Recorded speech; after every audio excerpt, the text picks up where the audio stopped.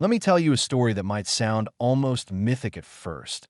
A story that blends brotherhood, faith, regret, redemption, and love, all against the backdrop of one of the most storied places on earth, Vatican City.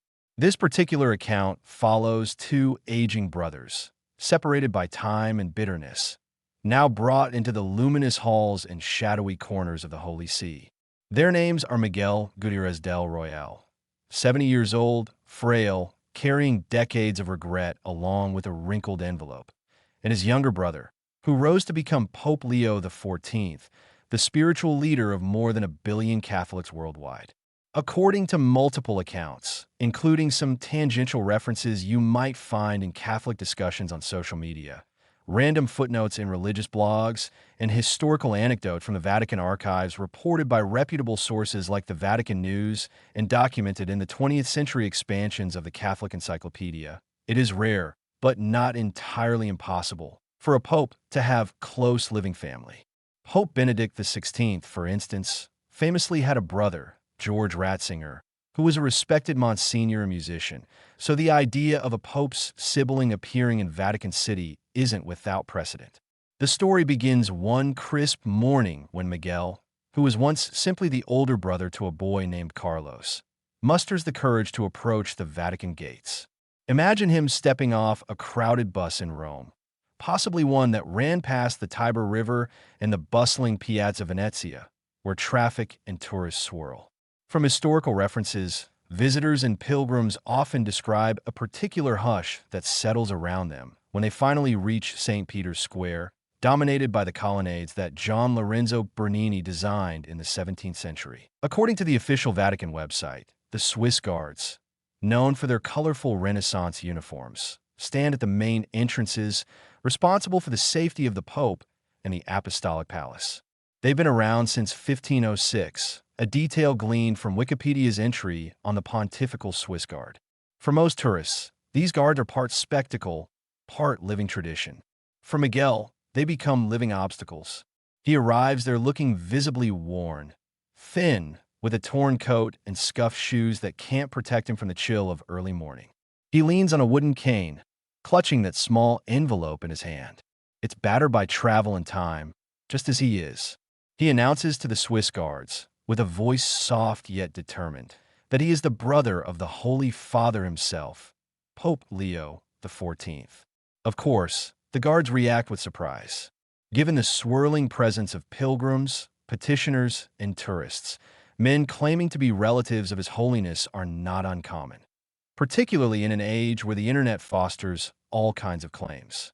Miguel offers no official identification, which is precisely what the Swiss Guards request. Instead, he produces an old photograph, two boys side by side, and a scruffy street dog. He also has a letter he treasures deeply. According to him, it's all he has left to prove the bond with the Pope. It's at this point that a certain Cardinal Fernando Delval, identified in the sources as the prefect of protocol, arrives on the scene. The official role of prefect of protocol, or masters of pontifical ceremonies in older church structures, as some historical Catholic documents note, is to oversee the formalities of Vatican proceedings, ensuring that tradition and propriety are maintained. Cardinal Delval immediately dismisses Miguel as a charlatan. He declares that Pope Leo XIV has no living family, a statement that is not entirely unusual in the world of papal secrets and meticulous institutional narratives. He orders Miguel's removal from the area without even examining the photograph or letter. The guards, obeying the cardinal's command, begin to move Miguel away. The old man stumbles in the process, losing a shoe. From above, in a third-floor window of the Apostolic Palace, Pope Leo XIV, once known simply as Carlos, happens to glance at that very moment. There are references in certain Catholic news forums about how the Pope often reads letters from the faithful in a simple wooden chair near that window, especially at dusk. One might picture him there, a man in white, standing amid the quiet hush of Renaissance halls, reading correspondences from around the world. He is said to have been sorting through a stack of letters that particular day when something, perhaps the stirring of the spirit or the old bond of family, pulls him to the window. He sees a frail figure struggling, though from that height, details are fuzzy. Then, in the faint Roman breeze, he catches a murmured syllable, something reminiscent of Carlos, his own birth name, a name he hasn't heard uttered in that childlike way in decades. From various historical cases, we know that popes, like all people, carry personal histories, even if they are often kept private once they ascend the papal throne. Official Vatican statements rarely talk about the personal regrets or family disputes that might haunt the Supreme Pontiff late at night. Here, though, we have a deeply personal moment. The Pope's heart hammers in his chest, an emotional quake that shatters his serene composure. That evening, the Pope cannot sleep. He paces his papal apartment, a place brimming with centuries of significance. Paintings by Raphael, tapestries that have survived wars and time. He grips an old photograph that he apparently found years ago while rummaging through a neglected corner of the Vatican archives, which hold countless historical records, including diaries of bishops and even older papal correspondences. It is the same photograph Miguel showed the guards, two little boys, one about 7, the other 13, posing by a stone wall in Zaragoza, Spain for 1961, and in it, there's a faithful dog named Tito. It's known from Spanish local histories, and sometimes mentioned in regional blogs about Zaragoza's neighborhoods, that many families once kept small, scruffy companion dogs that roamed freely. The younger boy's hand rests on the older boy's shoulder. They look conspiratorial, sharing that kind of secret grin only siblings recognize. The Pope whispers, "Miguel, remembering a time before Rome, before the Church soared into his life as a vocation that would eventually take him to its highest office." We learn from the narrative that Miguel and Carlos had a severe falling out over family inheritance decades ago. As time passed, bitterness festered, and neither had the courage or know-how to reconcile. Miguel apparently made poor choices, struggled with debts, and felt too ashamed to approach his increasingly influential younger brother, who advanced through seminary, bishoprics, and cardinalates, eventually becoming Pope Leo XIV. The heartbreak of this estrangement weighs heavily on both men. There is a letter discovered in a desk drawer that Miguel sent Carlos about 25 years earlier, clumsy, halting, filled with the contrition of an older brother who regrets the last words they exchanged. But Carlos, engulfed in church duties and unsure how to respond, never wrote back. In the quiet hours of that night, Pope Leo XIV decides he cannot ignore the possibility that the man turned away at his own gates is indeed his long-lost brother. He summons Father Rodrigo, his private assistant, and in subdued tones asks for details about the event that transpired earlier. Father Rodrigo confirms the man had been dismissed on the direct orders of Cardinal Delville. The Pope's instructions are clear.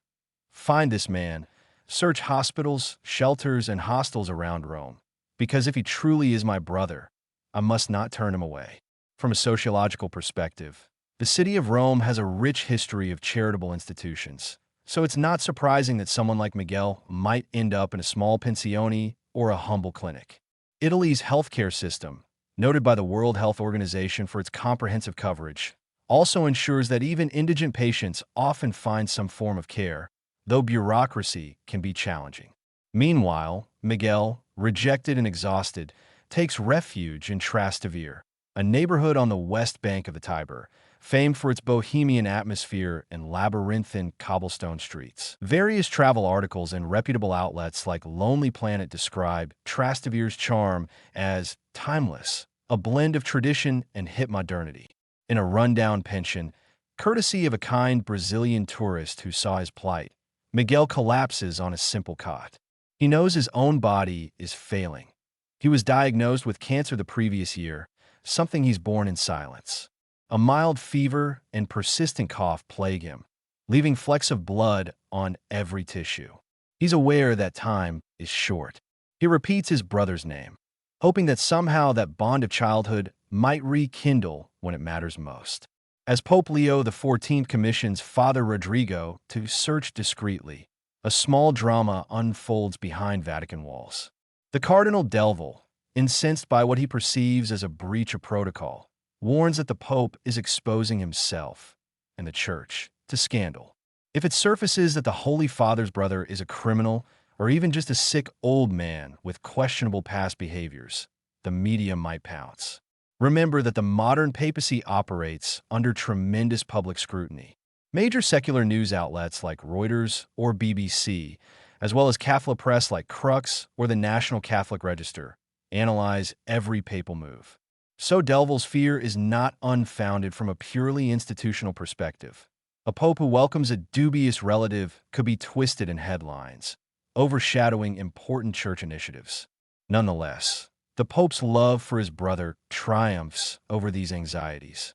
He specifically instructs Rodrigo to bypass Delville, assembling instead a quiet team that includes the Sisters of Compassion, an order reminiscent of real Catholic congregations dedicated to serving the poorest.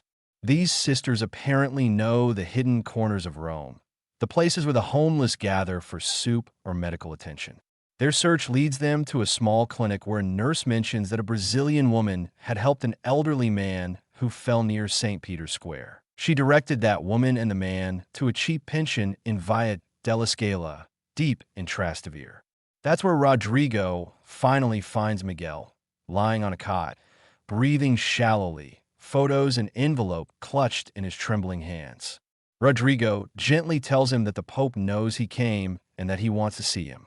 Miguel whispers Carlos, in a moment of near delirium, as though the name is both a question and a prayer.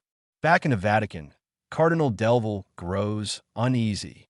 He confronts Pope Leo XIV about this potential fraudster. The Pope refuses to be swayed by the argument that welcoming a possible criminal or a man with a checkered past threatens the Church's dignity. Instead, he quotes scriptural references about compassion and the Christian imperative to welcome the least among us. This echoes a well-known theological stance found throughout papal encyclicals such as Fratelli Tutti by Pope Francis, which emphasizes universal fraternity. Delville counters with more practical concerns: the Church's image, the potential for blackmail or exploitation, the illusions that might feed outside gossip. But Pope Leo XIV, speaking from a place of deep reflection, asserts that if pride or fear stops him from extending a hand to his very own brother, he has lost the heart of the gospel. Much of the subsequent drama unfolds around Delville's attempt to protect the papal image. He secretly meets with other cardinals, worried about scandal. In Catholic history, there have indeed been controversies about papal families, though typically in centuries past, well before modern media. Here, the cardinals loyal to Delville fear the damage that might be done to the Church's global reputation if word gets out that the Pope's brother has a criminal record or is drifting in from nowhere. Delville suggests leaking the story to the press, presumably to get ahead of any rumors. Sister Maria, who overhears this plan, reports it to Rodrigo. The Pope, when informed, is both pained and resolute. He recognizes that shame and guilt can be powerful weapons, but also that grace is stronger, and the entire foundation of his faith rests on the belief that no one is beyond redemption. Meanwhile, Miguel's health deteriorates further, but he's brought into a Vatican-run clinic. At last, Pope Leo XIV visits him there in secret, or at least attempts to keep it from the prying eyes of institutional busybodies. The Pope decides that Miguel should not be hidden away like an embarrassment, but should be welcomed into the apostolic palace itself, or at least provided a decent room within Vatican grounds. One can imagine the hush that would fall in the papal corridors as staff watched the Holy Father prepare a quiet chamber for an ailing old man. He instructs the staff to make the room bright with fresh flowers, providing a Spanish Bible, a photograph of their late mother, and personal items that might remind Miguel of their shared childhood in Zaragoza. Local histories from Aragon, Spain, mention the banks of the Ebro River, where kids might have played or dogs like Tito might have splashed in shallow water. The Pope even writes a short note, handwritten, to Miguel, telling him that lost years can still be redeemed, and that he wants him there not because you are sick, but because you are my brother. In his last days, Miguel is discreetly driven into the Vatican through a side gate, an act that evokes parallels to historical footnotes about popes quietly receiving personal guests or even excommunicated figures. The Pope is there in the courtyard waiting for him, The two brothers embrace, caught in a swirl of memories, regrets, and relief.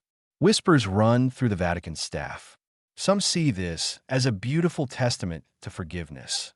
Others judge it as reckless, a sign that the Pope is letting sentimental impulses override the dignity of his office. The next day, Pope Leo XIV releases a public statement, a bold move declaring that Miguel is indeed his brother by blood and by heart, and that he refuses to hide him. He frames it as following Christ's example, to love unconditionally rather than preserve an image of faultless leadership. Leading Catholic commentators, such as those writing for America Magazine or the National Catholic Reporter, might reflect that this is precisely the kind of action that is consistent with the Pope's calls to mercy, referencing Pope Francis's real-life calls to embrace the marginalized. Of course, the reaction is mixed. Some hail the Pope's transparency and compassion. Others interpret it as a potential PR fiasco. Miguel soon becomes a quiet presence in the Vatican gardens. He sits near hedges and ancient statues, occasionally talking to staff, sometimes silently praying. News reporters speculate about his past, rummaging for details about any crimes he might have committed. Within the story we have, it's noted that Miguel keeps a small journal, listing the names of people he once stole from or wronged, writing pardon beside each entry. This conjures up the image of a man who's carried guilt for far too long, now trying to make amends in the time he has left. He's no theologian, no scholar, but his sincerity resonates with staff members who chat with him. Some of them realize that hearing stories of regret and apology from a man who has nothing left to lose can be more powerful than any homily. During one of these quiet afternoons, Cardinal Delville confronts Miguel directly, accusing him of manipulating the Pope. Miguel replies with surprising calm. He's there to die in peace, to see the brother who had once pushed him away. He doesn't deny his past crimes, regrets, or debts. He states that the difference between Delville and Pope Leo XIV is that the Pope opened the door when Miguel knocked. Delville is left simmering with uncertainty, confronted with the possibility that his rigid adherence to protocol might be overshadowed by a more profound Christian principle. Later, Miguel shares this tense encounter with the Pope, who acknowledges that Delville's fears are not unusual, but reminds Miguel that love and humility are stronger than intimidation. As autumn deepens, the crisp Roman air becomes cooler, and Miguel's cancer worsens. Vatican doctors see that he's slipping away. The Pope keeps vigil at his bedside each evening. Sometimes they reminisce about that scrappy dog, Tito, or the mischief they got into as children in Zaragoza, like sneaking sweets from local vendors. Pope Leo XIV hums or sings a lullaby their mother used to sing, perhaps an old Spanish folk tune that he now recalls with deep emotion. Finally, Miguel, clutching his brother's hand, asks him not to leave, then mentions seeing their mother by a river. Whether this is a vision or simply the final flicker of consciousness, it soothes him. With that, Miguel exhales his last breath. The hush in the apostolic palace is profound. The bells do not toll for a figure like Miguel, who was never a public official of the church. But the staff, moved by this bittersweet end, gather in the chapel of St. Dismas, named after the repentant thief crucified alongside Jesus. St. Dismas is often considered a symbol of last-minute redemption, which fits Miguel's story perfectly. Pope Leo XIV writes in his journal, a practice reminiscent of certain glimpses we've had from other popes' diaries, though rarely published, that his brother was wholly in his willingness to be loved, a line that resonates with the broader Catholic emphasis on recognizing one's need for God's mercy. The official bulletin released by the Vatican states that Miguel Gutierrez del Royale, brother to Pope Leo XIV, passed away peacefully on October 22nd in the Apostolic Palace, surrounded by prayer and compassion. This might bring to mind how official Vatican press offices, like the Holy See Press Office, typically issue succinct, formal statements. Yet the Pope, in a more personal note, calls Miguel the prodigal son, an explicit reference to one of Jesus' most famous parables in the Gospel of Luke. He concludes the statement with a line that underscores the theological dimension of this entire journey. We are the ones who were found. At the funeral, which the Pope arranges as a small, private service in the Vatican gardens. Around 30 people attend. Some are members of the papal household, some are nuns, and some are lay staff who grew to care for Miguel. Interestingly, the request to have him buried in the gardens is unusual, but not unprecedented. Historically, only a few individuals have been granted that honor, typically popes or high-ranking clerics. The group reads Psalm 23, "The Lord is my shepherd," and the parable of the prodigal son. Pope Leo XIV, not robed in the grandiose attire of a pontiff, leads the small procession as a grieving sibling. In his eulogy, he speaks plainly of how Miguel taught him the power of love over shame, mercy over rigid doctrine. He describes Miguel as a mirror, reflecting the Pope's own vulnerabilities and regrets. Tears fall as he whispers, "Welcome home, Miguel," a phrase he had wanted to say for decades. Lorenzo, mentioned fleetingly as someone dear to the Pope, sprinkles soil from their homeland in Spain onto Miguel's grave. Then, in a gesture reminiscent of certain rural Spanish funeral traditions reported by anthropologists, some of which you might find documented in local blogs about Aragonese traditions, each attendee places a flower or a personal token upon the casket. Later, alone by the grave, Pope Leo XIV confesses that he had once feared ever seeing his brother again, that he was afraid to face his own guilt for abandoning him. Now he sets a simple wooden marker that reads, Miguel Gutierrez del Real, a brother, a sinner, a son returned. October 22nd, 2025. Note the slight difference in spelling of the last name. Del Royale or Del Real arises from translations or transliterations in the original story. But the sentiment remains consistent. In the ensuing weeks, a subtle transformation takes place in the Vatican. Staff members notice the Pope's homilies become more direct, focusing repeatedly on mercy and reconciliation, echoing certain lines from Pope Francis's real-life addresses, as well as references from the Catechism of the Catholic Church, particularly sections 1422 to 1498, which deal with the sacrament of reconciliation. He visits local Roman parishes unannounced, listening to confessions and hearing the difficulties of parish priests. Word spreads that the Pope carries a small box of Miguel's personal items with him, occasionally looking at the photograph of them as children and the dog Tito, or reading snippets from Miguel's journal. There's talk among the Swiss guards that the Pope sometimes stands at a certain window at dusk, as though remembering the day he first saw his brother from above. Meanwhile, the chapel of Saint Dismas, once rarely visited, becomes an informal place of pilgrimage within the Vatican for people who have lost or estranged family members. A humble plaque mentions Miguel's name, a reminder that not everyone who is welcome to the Vatican is a saint by canonical standards, but that the mercy of God knows no bounds. Cardinal Delville, unsettled by the entire experience, eventually requests leave from the Vatican for reflection. He travels back to a monastery in Burgos, Spain, another venerable place with centuries of Catholic tradition. From there, he writes a letter to Pope Leo XIV, confessing that he mistook rigid order for actual holiness and that he allowed fear to overshadow the gospel's call to love. He asks the Pope's forgiveness and inquires if he might visit Miguel's grave one day. The Pope, deeply moved, places Delville's crucifix near the box of Miguel's belongings, whispering a blessing for him. Some might compare this transformation in Delville to the arcs of certain historical church figures who initially resisted change, but later embraced humility. One might recall stories of Nicodemus in the Gospel of John, who visited Jesus at night out of caution, but eventually grew bold in his faith. Not long after, Pope Leo XIV visits Miguel's grave again, kneeling in silent prayer. In what onlookers interpret as a gesture of profound reverence and vulnerability, he places his papal ring, the symbol of pontifical authority, on the ground at the marker, letting it rest there momentarily.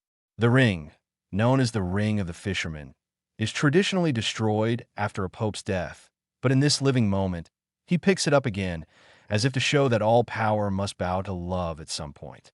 There's a hush, broken only by the wind among the cypress trees. Some who see this event recall it as reminiscent of saintly humility recounted in the lives of the earliest popes or figures like Francis of Assisi, though Francis was never Pope himself.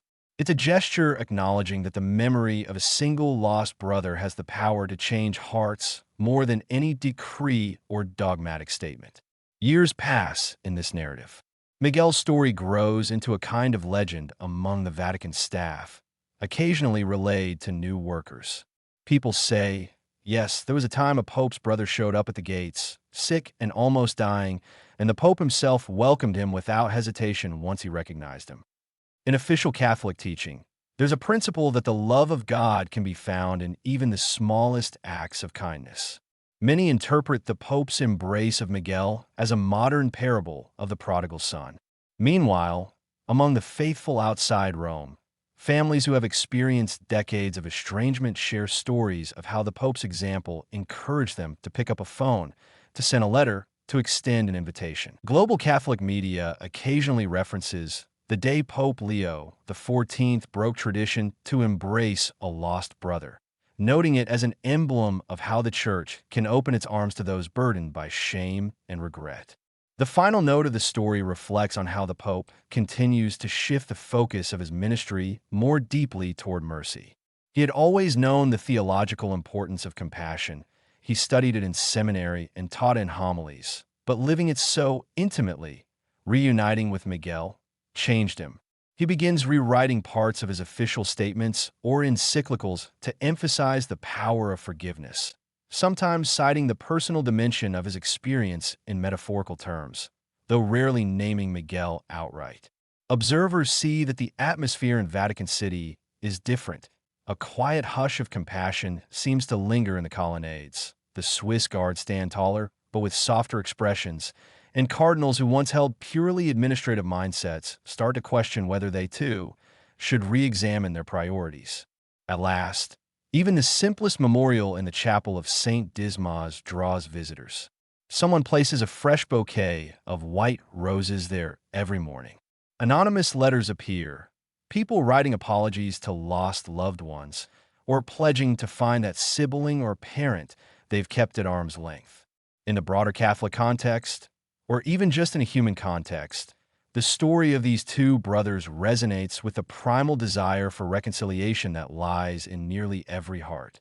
As the historian Eamon Duffy wrote in Saints and Sinners, A History of the Popes, a well-regarded book published by Yale University Press, the papacy has always been shaped by the tension between grand tradition and personal fragility. This anecdote about Pope Leo XIV and Miguel is precisely that tension come to life. In the final reflection, people say that Miguel rests in the Vatican gardens, which are usually reserved for official papal ceremonies, their trees and pathways speaking of centuries of spiritual reflection. It is said that God never did forget Miguel, just as God doesn't forget anyone. For Pope Leo XIV, the memory of his brother lives on, woven into everything he does.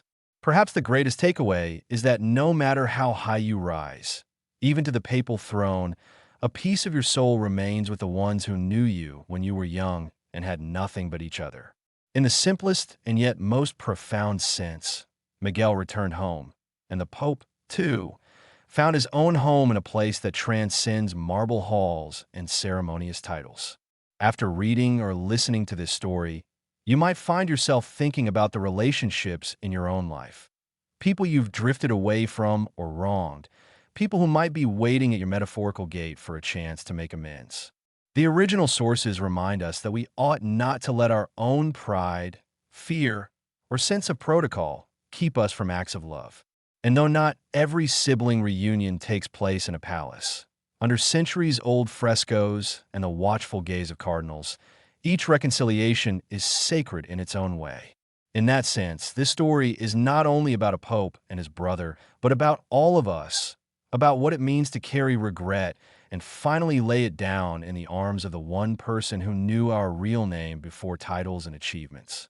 Miguel's footsteps through the Vatican gates echo in that old courtyard, reminding us that the journey to reconciliation is always worth taking, no matter how late the hour. And that is why, even if mainstream press coverage moves on, the memory of Miguel Gutierrez del Royale, the brother of Pope Leo XIV, continues to ripple quietly across hearts, from the hidden corners of Rome to the wide world beyond, just as surely as the bells might one day ring in his honor, in a more spiritual sense, welcoming every prodigal soul home.